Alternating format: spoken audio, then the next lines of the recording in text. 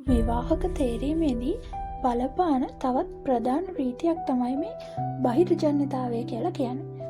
තමා අයත් සමූහයෙන් පරිබාහිරව සහකරුවන් තෝරා ගන්නා රටාව බහිර්ජන්‍යතාවය කියලා අදහස් වෙනවා. ඉන්දිය සමාජය තුළ විවිධ ස්වරූපයේ බහිර්ජන්‍ය විවාහ සිද්ධ වෙනවා.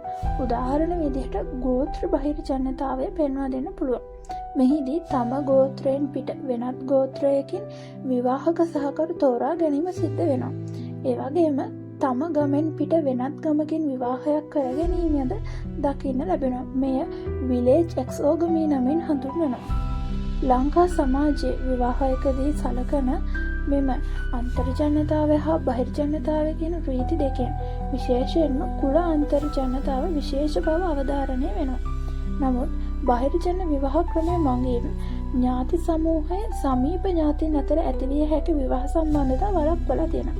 ඒකෙන් පුද්ගලයෙකුට සිය ඥාති සමූහයට පිටතින් විවාහයක් කර ගැනීම සඳහා බල කිරීමක්ද කරලා තියෙනවා. මේ අනුව බහිර්ජන විවාහ ක්‍රමය මගින් ඥාතීන් නොවන සමූහ දෙකක පිරිස් විවාහය මගින් එකට එක් කිරීමක් තමයි සිද්ධ වෙන්නේ. එක් කිරීමක් සිද්ධ වෙනවා.